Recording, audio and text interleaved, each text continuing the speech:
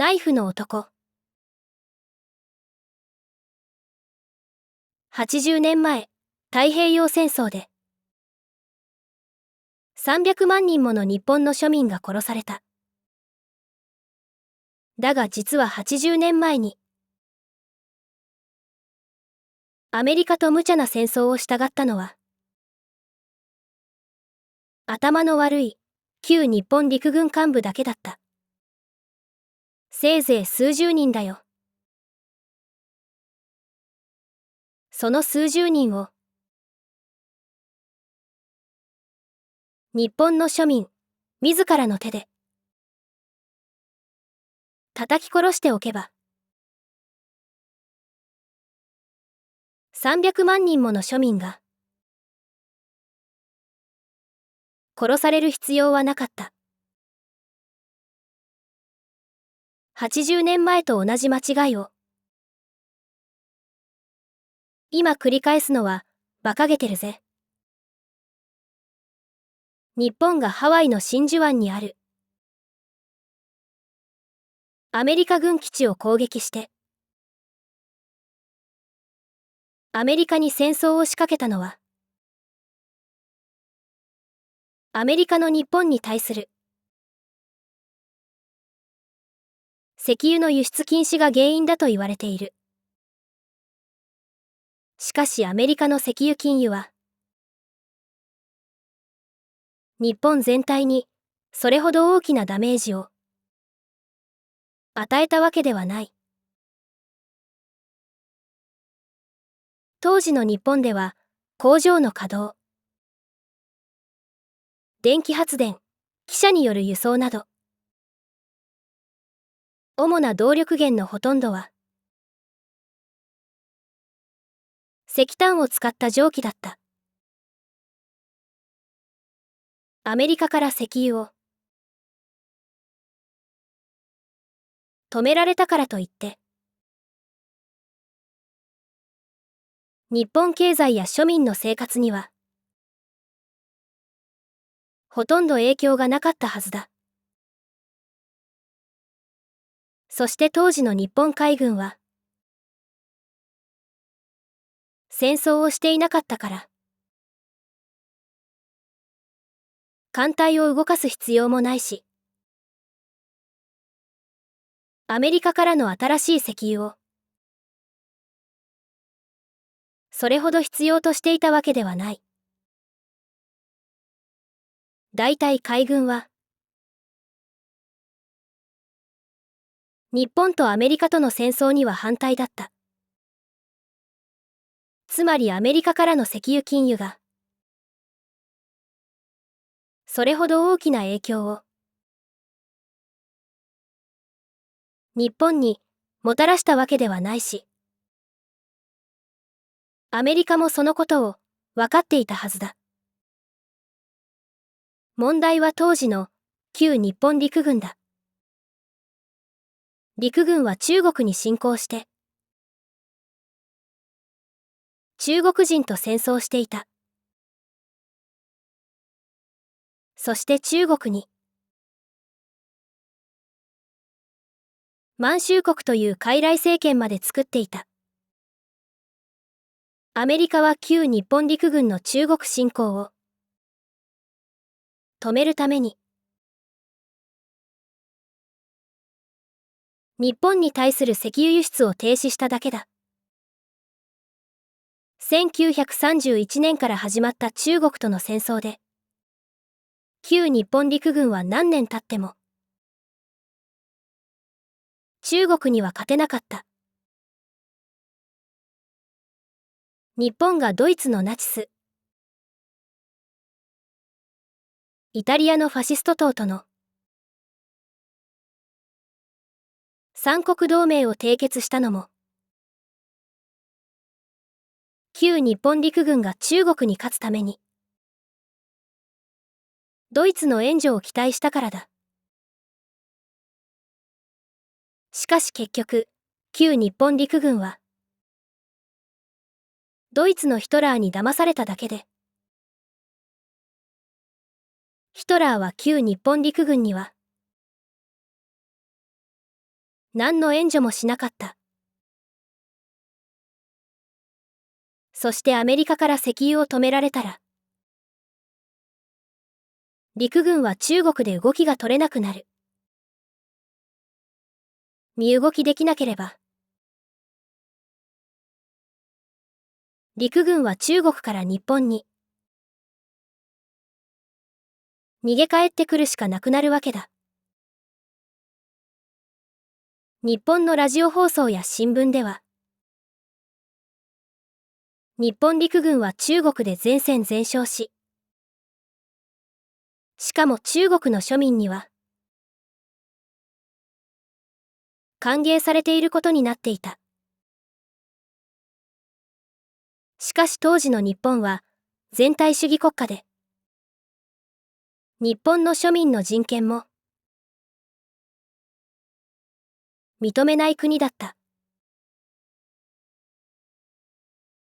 中国の庶民の人権など認めるはずがない。それどころか、旧日本陸軍の幹部は、最前線の兵士に対して、物資は現地調達という命令を出していた。つまり必要な物資は、現地の庶民から強奪しろということだ。旧日本陸軍が、現地の庶民に歓迎されるわけがない。しかし陸軍が日本に逃げ帰ってくれば、ラジオや新聞の日本陸軍に都合のいい嘘が、すべて日本国民にバレてしまう。だから日本陸軍は、中国から日本に戻ることができなかった。しかし当時の日本陸軍は、右翼団体と結託して、日本政府に強い影響力を持っていた。つまり、旧日本陸軍は、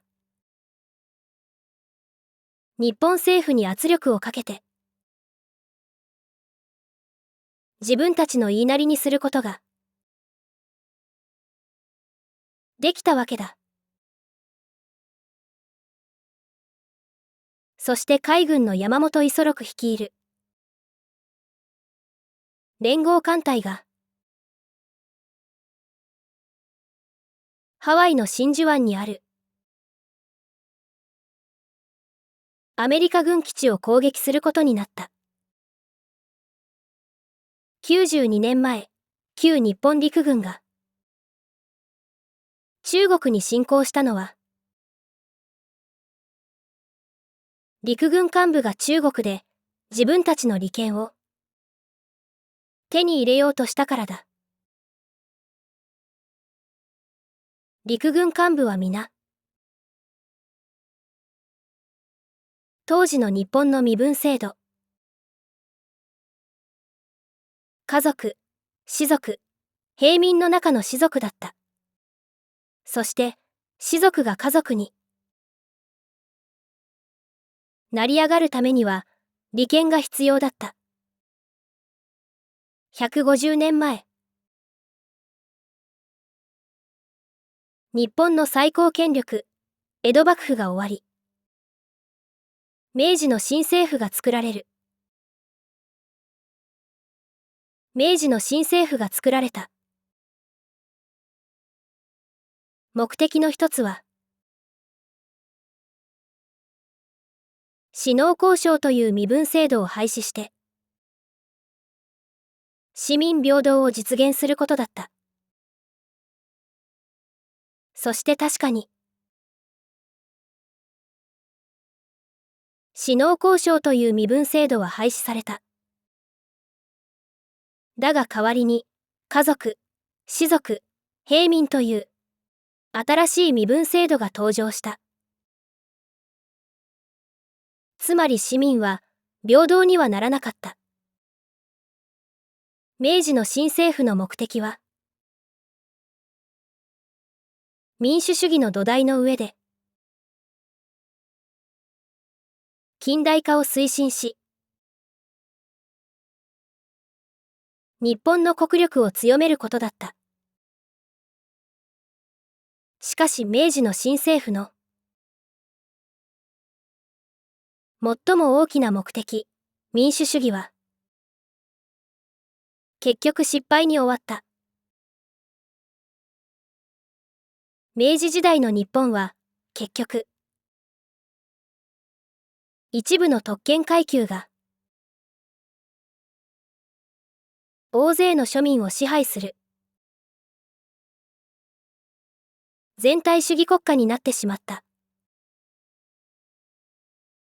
徳川幕府が手放した利権を、奪い合って、当時の庶民を貧困に突き落としたのは、新しい身分制度の中の家族階級だ。そして、多くの者が、自分が成り上がるために、家族階級に取り入ろうとする。利権の中には必ず、庶民の人権が含まれる。利権の奪い合いが起これば、庶民は貧困に突き落とされてしまう。ところで家族と庶民の間には、士族階級がいた。士族階級は、戸籍に身分が表記されたが、それ以外の特権は、何も持たなかったと言われている。士族の権利は、庶民と対して、変わらなかったと言われている。しかしこれは嘘だ。士族には、家族に成り上がるチャンスがあった。自分が成り上がるために、家族階級に取り入ろうとしたのは、主に、この士族階級だったはずだ。確かに、家族に成り上がることができた士族は、少数だったかもしれない。そして成り上がれない。多くの士族階級は、長く冷遇されてきた。しかし、明治、大正時代を経て、昭和初期になる頃には、そこがだいぶ変わってくる。日本にも会社や学校が普及して、会社の入社や学校の進学で、履歴書が必要とされるようになる。この履歴書では、士族階級という肩書きは、大きくものを言った。旧日本陸軍幹部。指導層になれるのは、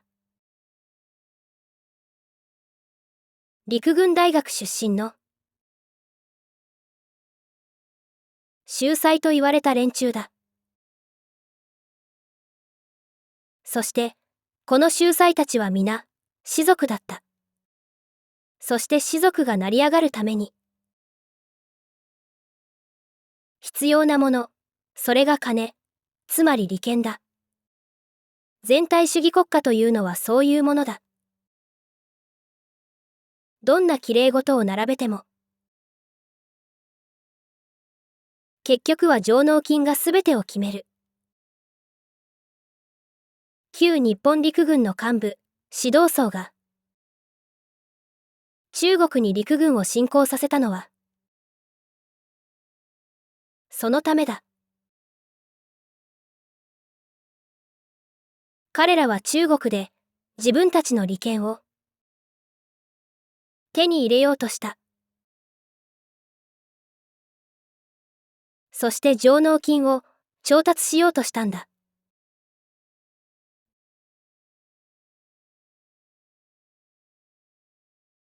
旧日本陸軍は中国と戦争した。そして殺し合いというのは、結局は情報戦だ。徹底的に敵を観察して、敵の弱点を突く。先に敵の弱点を突いた方が勝ちだ。しかし旧日本陸軍の幹部どもには、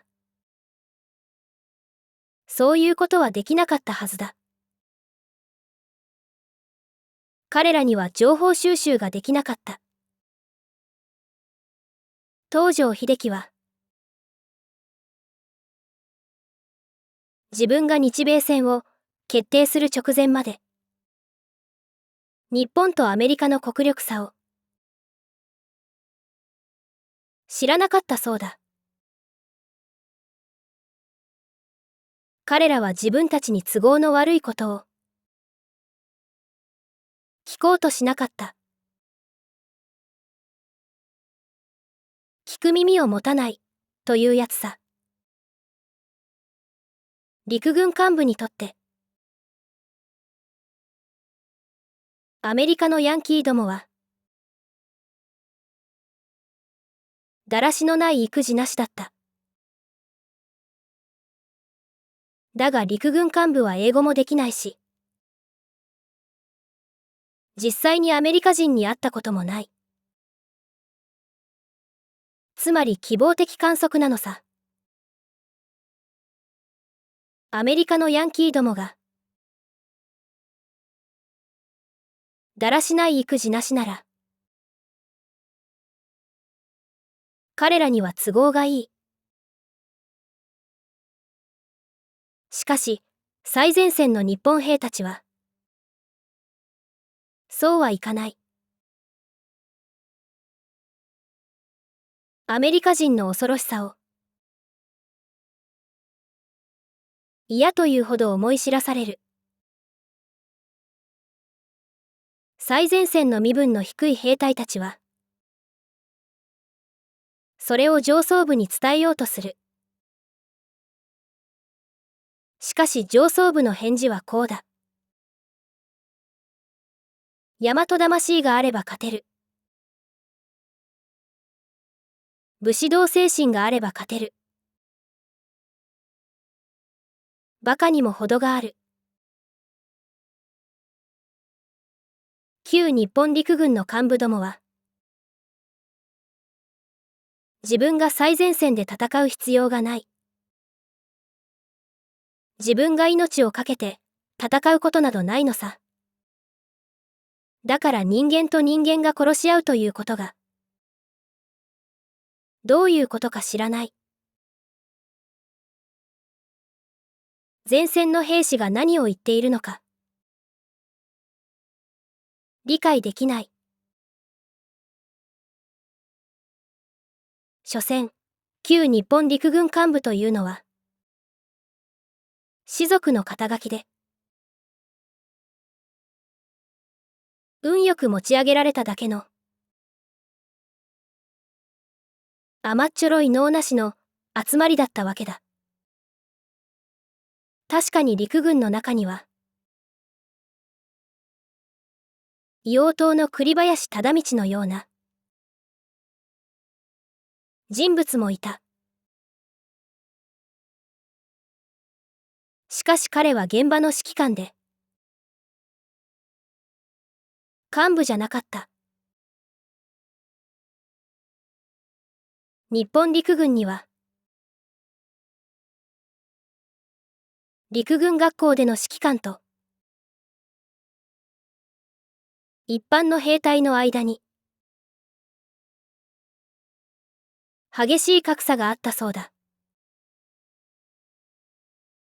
同じ駐屯地にいても、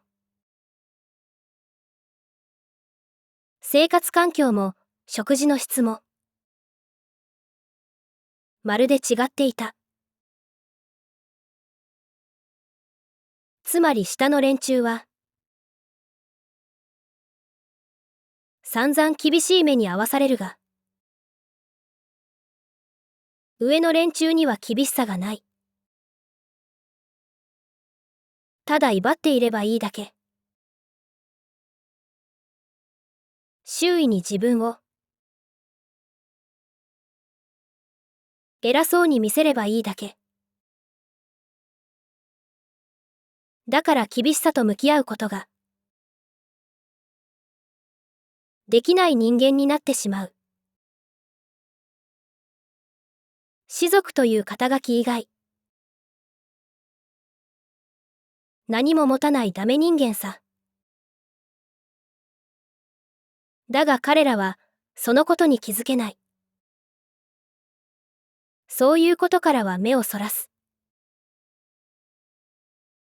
何しろ厳しさと向き合うことができないんだ。だがそれが特権階級だ。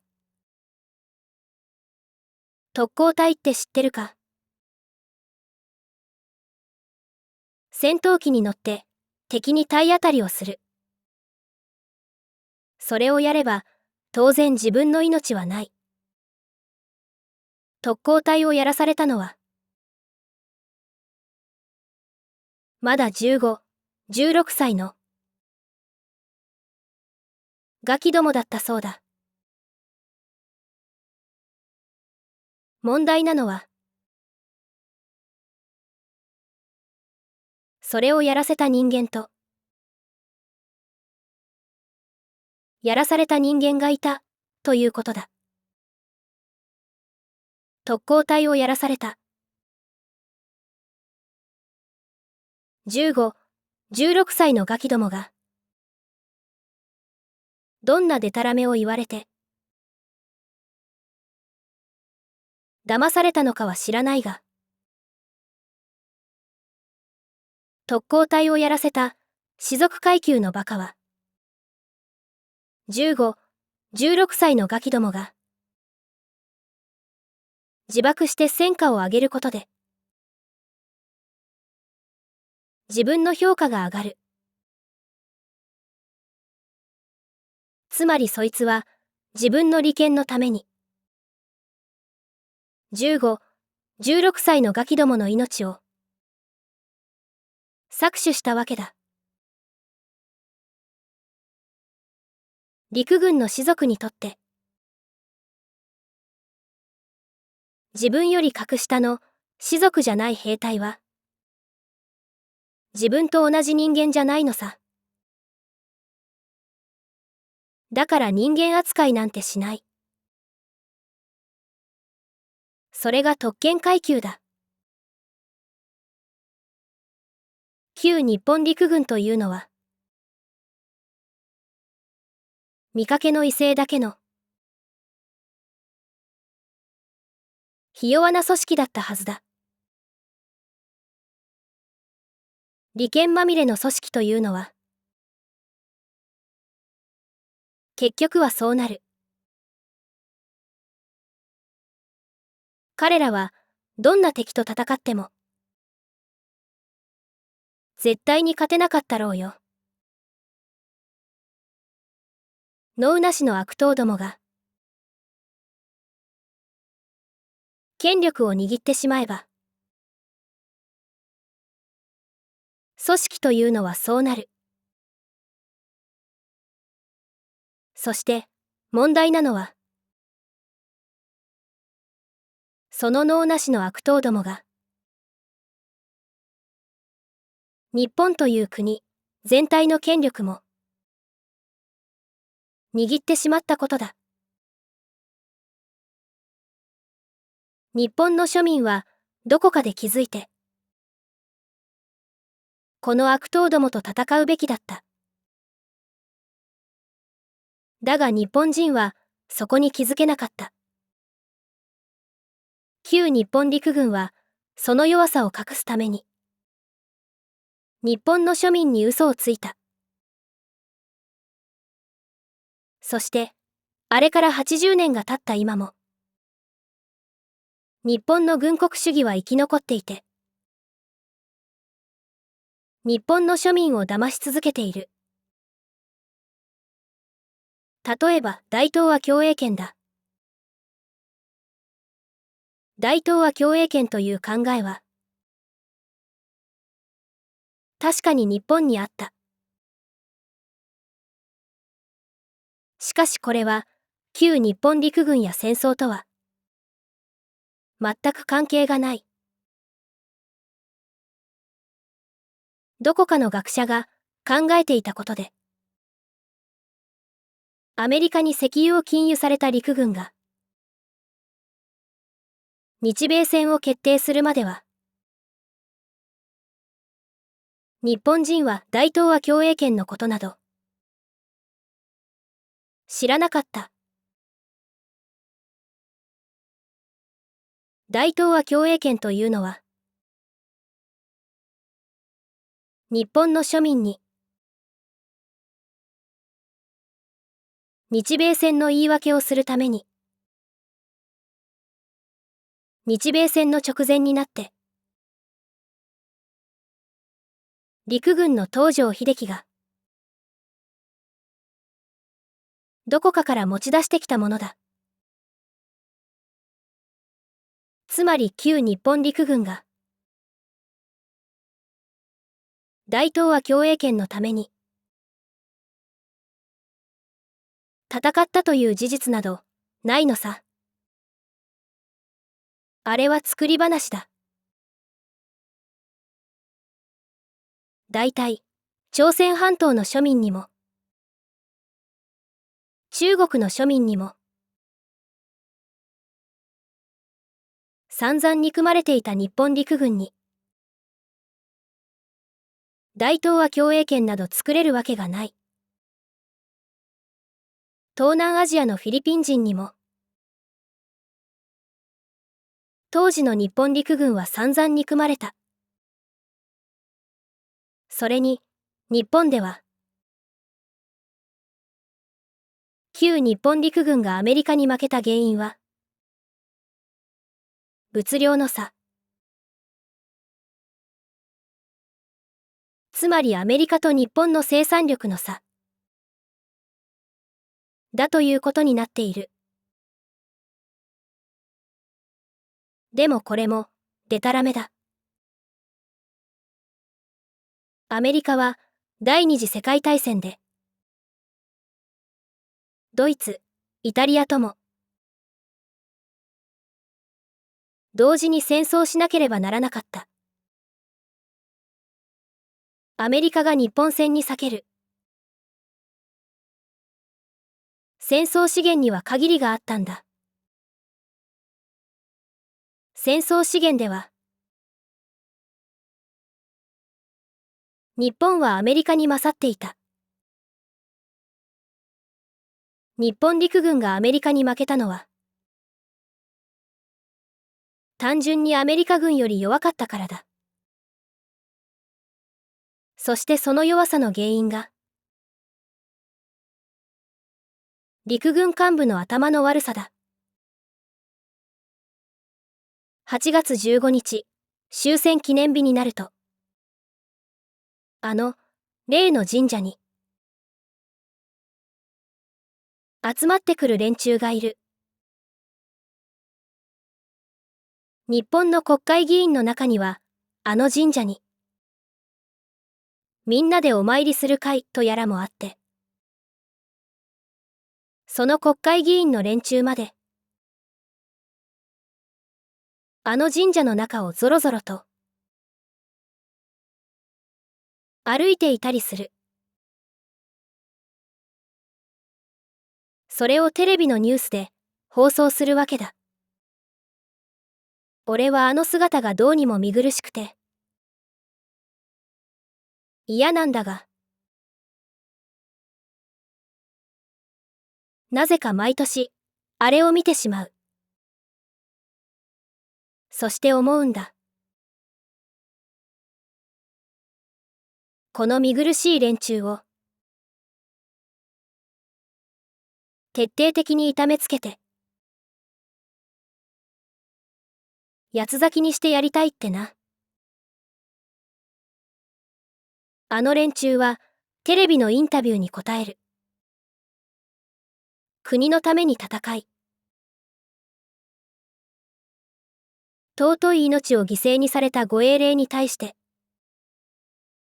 哀悼の誠を捧げるとともに、尊崇の念を表し、心からの敬意と感謝の念をもって、参拝いたしました。国策に準じられた方々のご礼に、尊崇の念をもって感謝の誠を捧げます。それを聞いて、馬鹿を言うなと俺は思う。悪どい士族の連中に騙されて、命を失った15、16歳のガキどもなら、今、俺の後ろにいる。そして、俺に訴えてる。テレビの中のバカどもを、あんたが始末しろってな。毎年、俺はそう思うのさ。田原が言った。俺の数少ない友達に、牧師がいてな。昨日の夜、奴に電話したんだ。俺は一体どうしたらいいってな。奴は黙ってたよ。答えなかった。神の恵みを与える者が、助けを求める者に何もできない。もしかしたら俺は、奴を辛い目に、合わせてしまったのかもしれない。後悔してるのさ。ナイフの男。牧師というのは、いつも聖書を抱えているやつのことか。そうだ。ナイフの男。人間にとって、神様の意味って何だと思う？田原。さあな。俺はそういうものは信じない主義だ。ナイフの男。俺だって神様は信じないが。俺の場合は、関心くらいはあるぜ。まあ聞けよ。人間にとって、神様の意味っていうのはな。神様は完全かもしれないが、人間は不完全だってことだ。ユダヤの地に、イエス・キリストが現れたのは、今から2000年前だと言われている。だが、不完全な人間が2000年もの間、神様の言葉を正確に伝えることができると思うか？そんなのは無理に決まってる。キリスト教に限らず、神様の経典なんてのは、みんな間違いだらけさ。でもキリスト教の聖書には、一ついいことが書いてある。田原が言った。いいことってなんだ？ナイフの男。人間を作ったのは神様だとさ。人間を作ったのが神様なら、神様の経典が間違いだらけでも、別に問題はない。答えはすべて人間の中にあるからな。人間にはなぜ神様の姿が見えない？人間にはなぜ神様の声が聞こえない？それは神様が、人間が自分を信じることなど望んでいないからさ。神様は人間が人間らしく生きることを望んでいる。そしてそのために戦うことを求めてる。